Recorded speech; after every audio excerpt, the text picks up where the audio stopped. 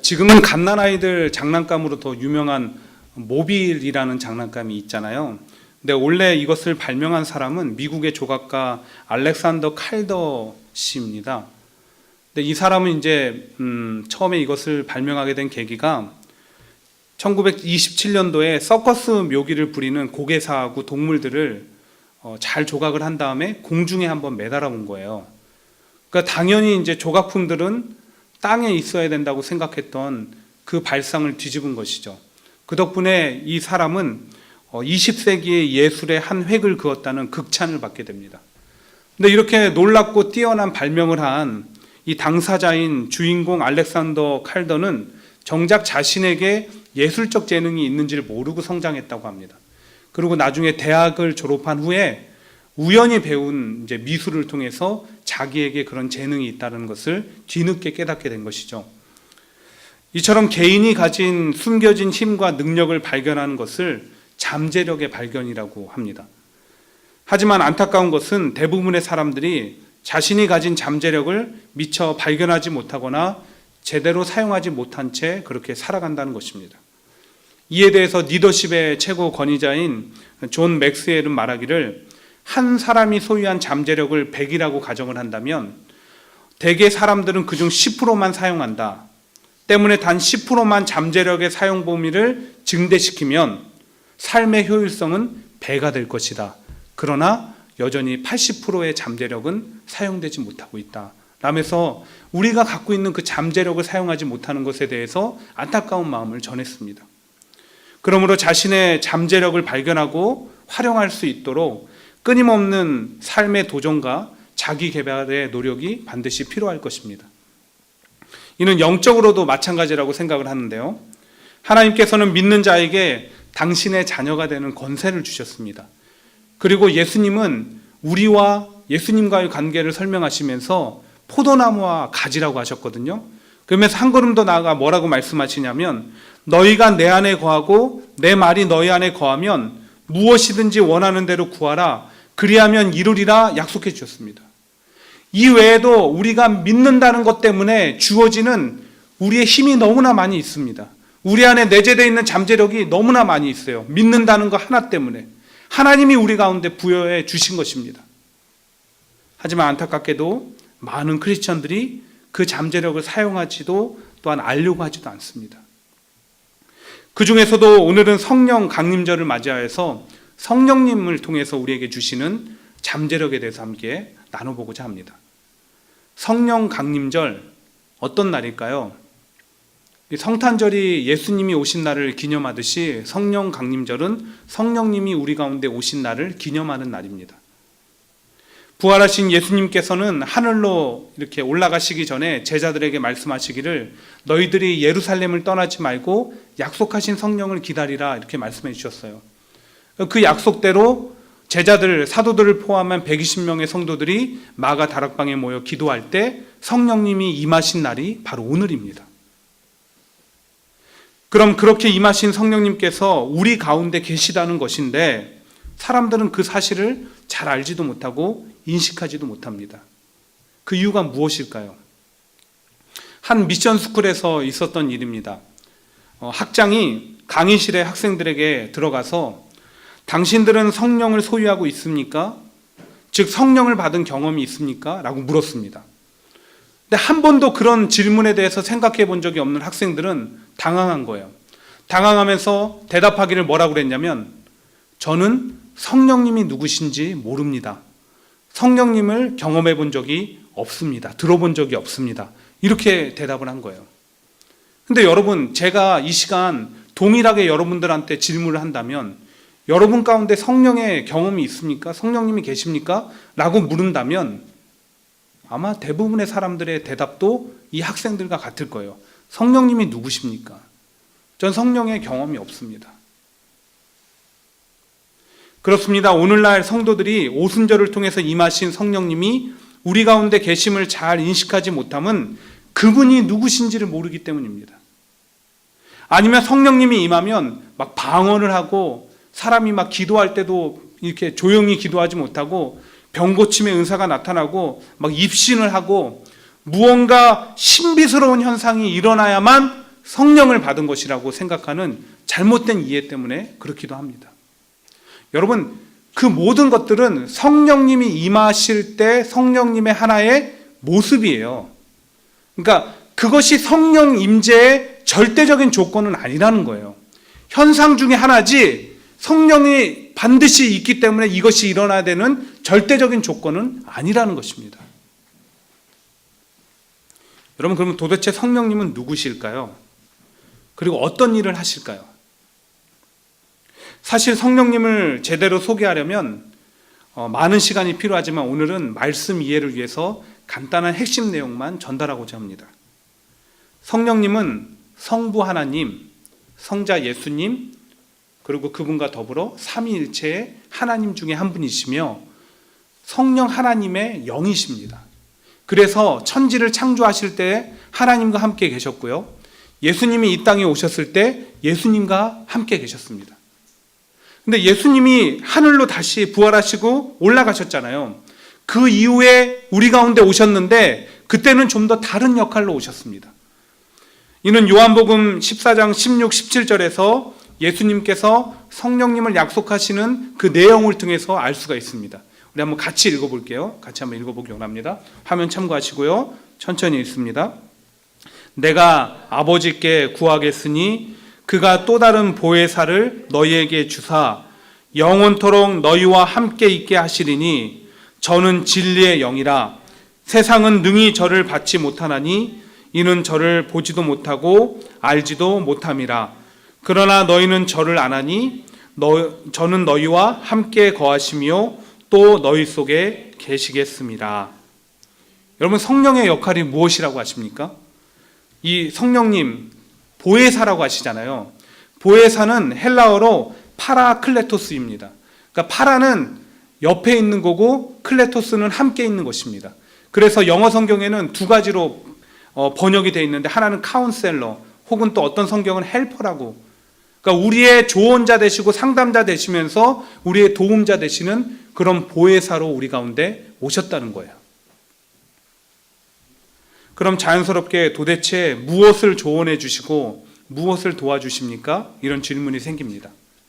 우리가 막 이성의 문제로 고민하고 있을 때, 미래의 문제로 고민하고 있을 때 그때 오셔서 조언해 주시는 분이 성령님이십니까?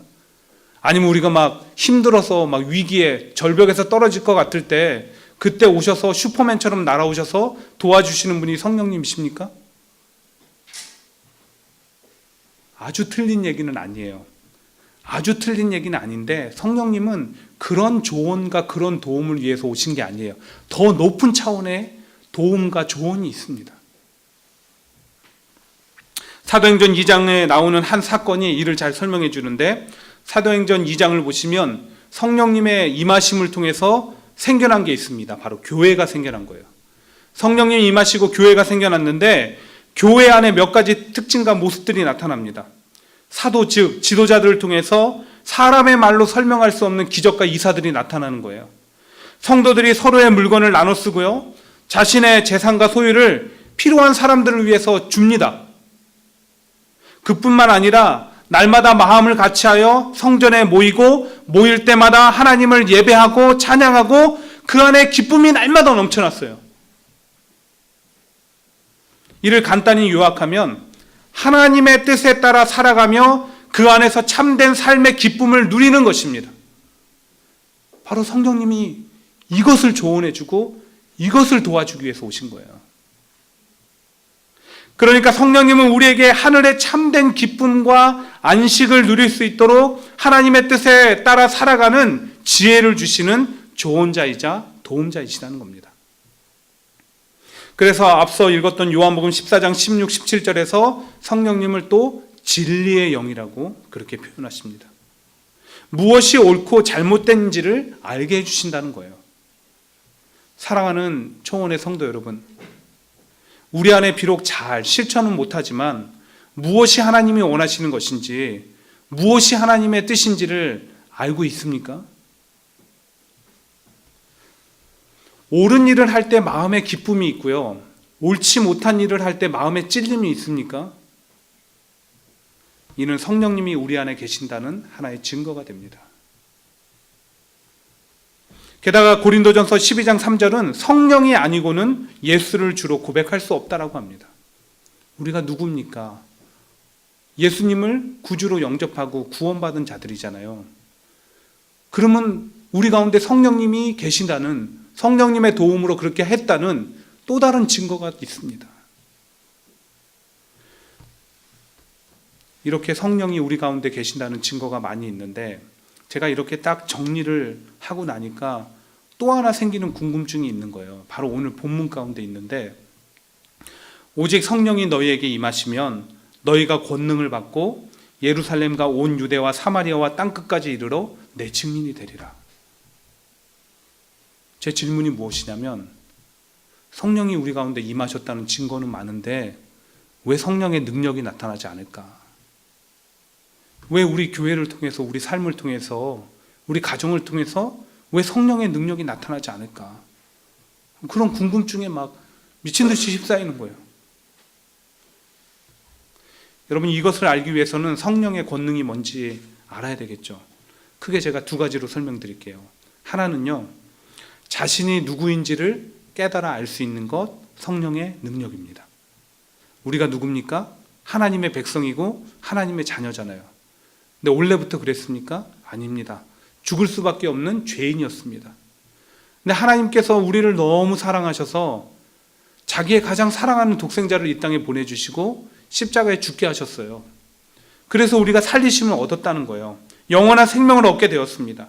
이 모든 과정으로 말미암아 죄인의 신분이 하나님의 자녀로 바뀌게 된 것입니다.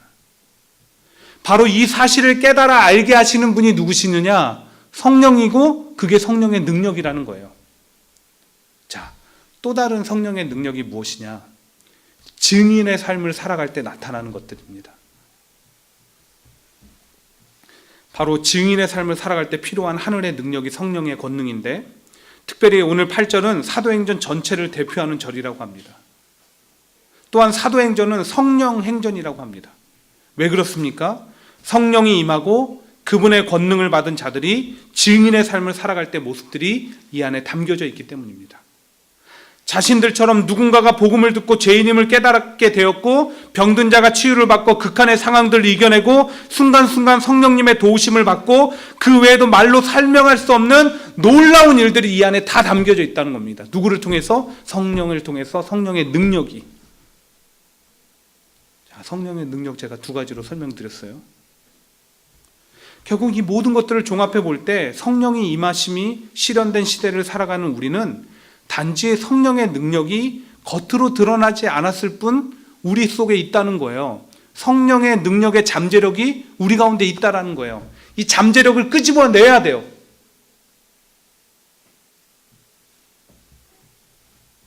어떻게 하면 끄집어낼 수 있을까? 어떻게 하면 더 이상 묻어두면 안 되잖아요. 우리도 그런 능력 경험하면서 살아야 되잖아요. 첫 번째, 삶의 주인이 바뀌어야 됩니다. 갈라디아서 2장 20절은 예수님의 십자가 공로로 구원을 받은 백성들이 어떻게 살아가야 되는지 참된 삶의 모습을 이렇게 설명해 줘요. 내가 그리스도와 함께 십자가에 못 박혔나니 그런즉 이제는 내가 사는 것이 아니요 오직 내 안에 그리스도께서 사시는 것이라. 이제 내가 육체 가운데 사는 것은 나를 사랑하사 나를 위하여 자기 자신을 버리신 하나님의 아들을 믿는 믿음 안에 사는 것이라. 그렇습니다. 구원받은 자들의 삶의 주인이 바뀌어야 됩니다. 구원을 받은 순간 삶의 주인이 바뀌어야 된다는 거예요. 내가 아니라 주님, 내가 아니라 예수님이 삶의 주인이 돼야 된다는 거예요. 여러분, 지금 우리 삶의 주인이 예수님이십니까? 하지만 안타깝게도 많은 크리스천들이 여전히 자신이 삶의 주인이 되어서 살아갑니다.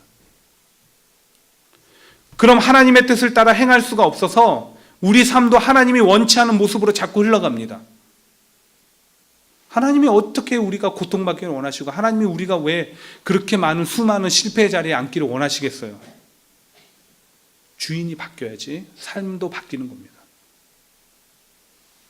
그럼 어떻게 해야 삶의 주인이 바뀔 수 있습니까? 영국이 낳은 청교도 신앙가 존 번연 목사님이 한 번은 이 국왕의 명을 어긴 죄 때문에 감옥에 갇힌 적이 있었다고 합니다.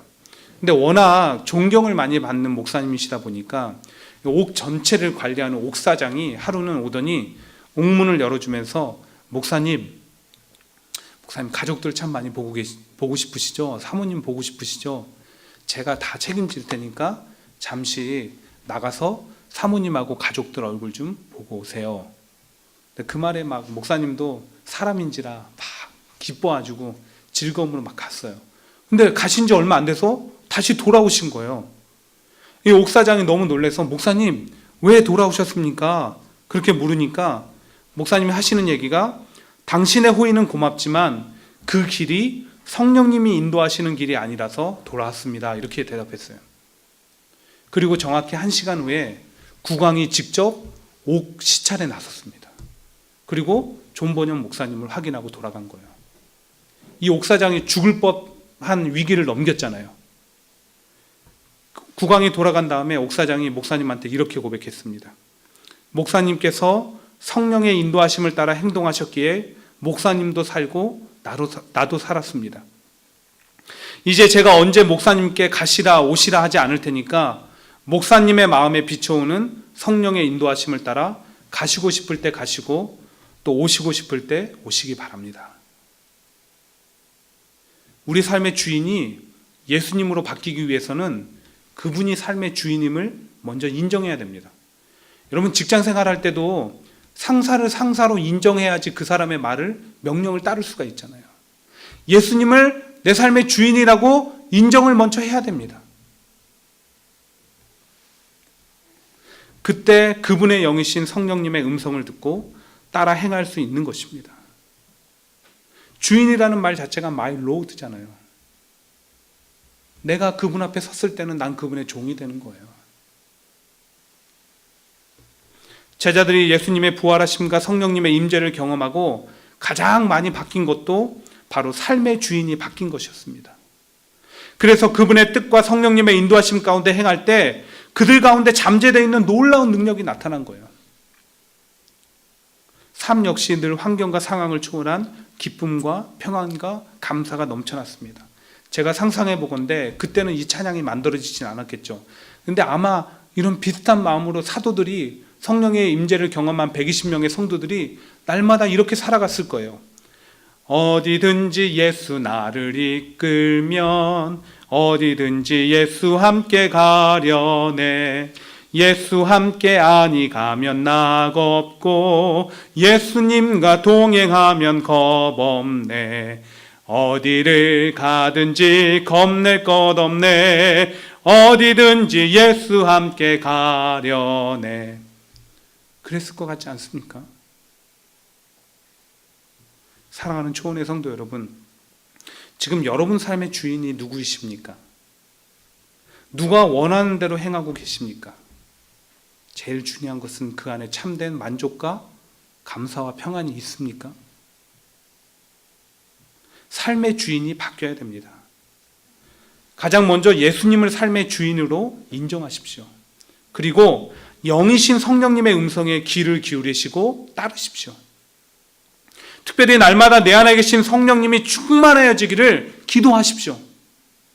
그 이유는 에베소서 5장 18절에서 말하기를 술 취하지 말라 이는 방탕한 것이니 오직 성령의 충만함을 받으라. 너무나 이렇게 좀 상반된 얘기를 하고 있어요. 그 이유가 무엇인지 아세요? 술 취함과 성령 충만의 말의 뿌리가 같은 거예요. 술이 나에게 한 잔만 들어와도 내 몸을 지배하듯이 우리가 성령의 충만함을 받으면 성령님께 내 삶을 맡기면 성령님이 나를 주장하는 거예요. 그러므로 이미 성령을 받은 우리는 충만함을 위해서 늘 기도하고 힘써야 됩니다. 그때부터 감춰진 놀라운 잠재력과 더불어 삶의 은혜와 축복이 넘치게 됩니다. 그것은 하나님 뜻대로 살아가는 자들에게 부여해 주신 약속이기 때문이에요. 이런 삶의 모습이 우리 안에 넘쳐나기를 간절히 축복합니다. 두 번째, 성령님의 잠재력을 우리가 끄집어내서 사용하려면 아까 말씀드렸죠. 증인의 삶을 살아가야 돼요. 증인의 삶. 이것은 앞에서 말씀드린 삶의 주인이 바뀌는 것과 연결된 삶의 모습입니다. 여러분, 우리가 살아가야 되는 증인의 모습이 무엇입니까? 바로 복음의 증인이 되어야 된다는 거예요. 복음은 또 무엇입니까? 하나님이 우리를 사랑해서 예수님 보내주시고 살리신 거, 그게 복음이잖아요. 우리가 이 사실을 성령님의 도움으로 알게 되었으면 이제 그 사실의 증인이 되어서 남들한테 전하면서 살아가야 된다는 거예요. 근데 사람들은 전도, 복음을 전하는 일이 어렵다고 합니다. 곰곰이 생각해 봤는데 몇 가지 이유가 있더라고요. 해보지 않고 못한다고 합니다. 내 삶의 모습이 부끄러워서 전하지 못합니다. 내가 한다고 생각하기 때문에 못합니다. 거절에 대한 두려움이 있어서 못합니다. 때론 미루는 게으름 때문에 기회를 놓치기도 합니다. 하지만 성경은 너는 말씀을 전파하라, 때를 얻든지 못 얻든지 항상 힘쓰라 이렇게 얘기하고요. 바울은 나는 심었고 아볼로는 물을 주었으나 오직 자라게 하시는 하나님이시라. 오직 자라게 하시는 분은 하나님이시니라 이렇게 얘기해요. 즉 복음 증거와 증거자의 삶을 사는 것은 어차피 내 힘으로 되는 것이 아니기에 성령님의 도우심을 믿으며 더 도전적으로 살아가라는 외침인 거예요. 그럴 때 내 안에 잠재된 성령님의 능력이 나타나는 것입니다. 여러분, 학문을 배워본 적이 없는, 공부를 해본 적 없는 베드로가 어떻게 말씀을 전할 때 3,000명, 5,000명이 예수님을 영접합니까? 어떻게 그 말 속에서 감동을 받습니까? 성령님이 베드로의 입술과 생각과 거기 모인 사람들을 주장해 주신 거예요. 붙들어 주신 겁니다. 그뿐만 아니라 여러분, 동일하게 바울이 모든 추위와 배고픔과 환난과 핍박을 견딘 것, 그에게 옥문이 열린 것, 유라굴로라는 거대한 광풍 속에서 항해 전문가도 아닌 바울이 사람들을 살린 것, 무엇보다 수많은 교회들이 세워진 것, 그 모든 것 그가 한 일이 아닙니다. 사도행전과 바울 서신을 가득 채운 수많은 일들이 사람이 한 것이 아니라는 거예요. 그들이 받은 복음에 대해서 증인의 삶을 살아가고자 도전할 때 나타난 성령님께서 하신 것입니다. 성령의 능력이 하신 거예요. 하지만 이 성령의 능력은 사도들에게만 제한된 것이 아닙니다. 우리에게도 있습니다. 여러분, 각자에게 잠재적으로 존재합니다. 특별히 오늘 본문에 나오는 성령의 능력에서 그 능력에 해당하는 헬라어는 듀나미스입니다. 이 듀나미스라는 말에서 영어의 다이나마이트라는 말이 나왔습니다. 그 뜻은 증인으로서의 사역을 수행하는 데 필요로 하는 모든 능력, 그게 바로 듀나미스예요. 내가 증인의 삶을 살아갈 때 필요한 모든 능력, 즉 내가 예수 그리스도와 복음의 증인으로 살아가고자 할 때 삶에서 다이나마이트와 같은 폭발적인 능력이 솟구쳐 나온다는 것입니다. 여러분, 이런 경험이 있습니까? 나는 할 수 없는데, 너무 두려웠는데 전할 때 도우시는 성령님을 경험해 봤습니까? 모든 가능성의 유혹을 뿌리치고 성령님의 음성에 따라 움직였는데 결과도 하나님의 축복으로 임한 경험이 있습니까? 기적을 체험해 보셨습니까? 사랑하는 초원의 성도 여러분, 이 시간 우리가 증인의 삶을 살아가기를 결단하기 원합니다. 결단하기 원합니다. 그리고 삶을 통해서 증명하기를 노력하십시오. 그럼 성령님의 도우심으로 우리가 삶으로 성령을 또 증인의 삶을 살아가고자 할 때 갈라디아서 5장 22절부터 26절에서 말하는 사랑, 희락, 화평, 오래 참음, 자비, 양선, 충성, 온유, 절제와 같은 성령의 9가지 열매들이 여러분이 맺은 관계 속에서 나타날 것입니다. 입술을 열어 증거하십시오. 베드로와 같은 복음의 열매들이 나타날 것입니다. 때론 믿음으로 담대히 결단하고 도전하십시오. 믿는 자에게 능치 못함이 없는 일들이 체험될 것입니다. 하지만 그와 더불어 성령 충만하기를 사모하십시오. 이를 위해서 예배에 우리가 올바른 태도로 임하는 겁니다. 간절한 태도로 임하는 거예요. 기도할 때, 찬양할 때 성령 충만하기를 사모해야 됩니다. 내가 성령 충만해지면 누가 시키지 않아도 증인의 삶을 살아가기 때문입니다. 이런 초원에 속한 모든 성도들이 되기를 주의 이름으로 간절히 축원드립니다. 말씀을 맺으면서요, 제가 2002년에 처음으로 이제 전도사 사역을 시작해서 사역을 해오는 동안에 귀신 들린 사람과 마주친 적이 딱 2번 있습니다. 예, 귀신 들린 사람과 마주친 적이 2번 있는데, 여러분들의 그 도전 정신을 불러일으키기 위해서 솔직하게 고백합니다. 참 많이 두려웠습니다. 한 번은 2번째 경우였죠. 귀신이 들렸다는 전화를 받고, 목회자이기 때문에 피할 수가 없잖아요. 가는데 할 수만 있으면 핸들을 돌리고 싶더라고요. 핑계만 있으면 돌아가고 싶더라고요. 걱정이 되니까. 근데 제가 그렇게 두려운 마음으로 가는데 하나님이 음성을 주셨어요. 뭐라고 하시냐면, 어차피 내가 하는 것이 아니다. 어차피 네가 하는 것이 아니다. 제가 순간 너무나 큰 충격을 받았습니다. 그리고 다시 하나님 앞에 이렇게 고백했습니다. 맞습니다, 하나님.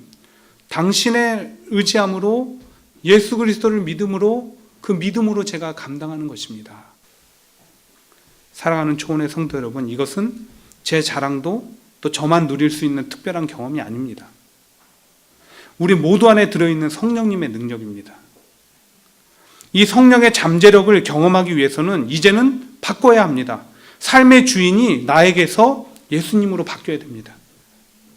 육신을 쫓는 삶이 영을 쫓는 삶으로 바뀌어야 됩니다. 편안함과 게으름으로 가득한 신앙생활이 증인의 삶을 위한 도전 정신으로 가득해야 됩니다. 바뀌어야 돼요. 예배가 내 중심에서 하나님 중심으로 바뀌어야 됩니다.